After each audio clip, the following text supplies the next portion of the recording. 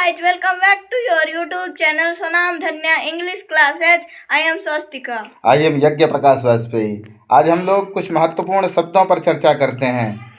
किसी वाहन पर बैठकर और पैर लटका कर गाड़ी चलाते हैं तो उस चलाने के लिए इंग्लिश वर्ड राइड का यूज होता है। और यदि वाहन के अंदर बैठकर गाड़ी चलाएं तो उस चलाने के लिए इंग्लिश वर्ड ड्राइव का यूज करते हैं। जब हम कोई आवाज को किसी भाषा में सुनते हैं तो उसके लिए इंग्लिश वर्ड होगा लिसन, जैसे गाना।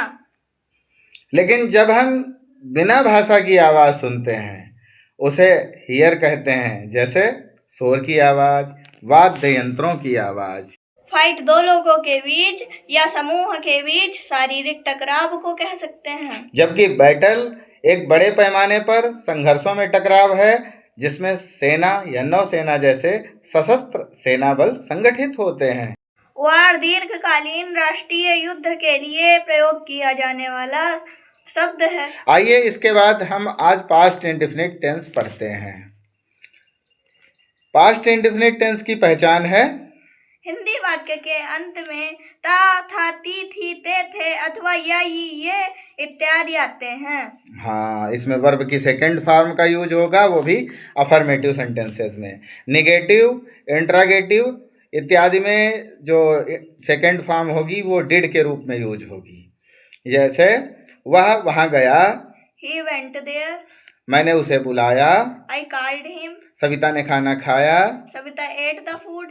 सुरेश ने झूठ बोला। Suresh told a lie. अब निगेटिव सेंटेंस में नॉट से पहले डिड का प्रयोग होता है।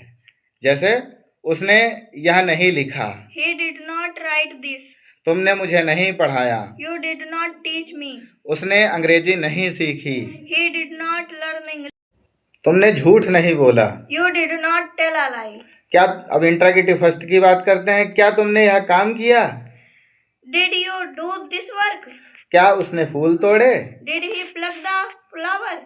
क्या मैंने उसे बुलाया? Did I called him? क्या वे झूठ बोले? Did they tell a lie?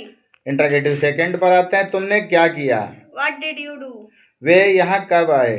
When did they come here? हमने किसे पढ़ाया? Whom did I teach? उसने क्या कहा? What did he say?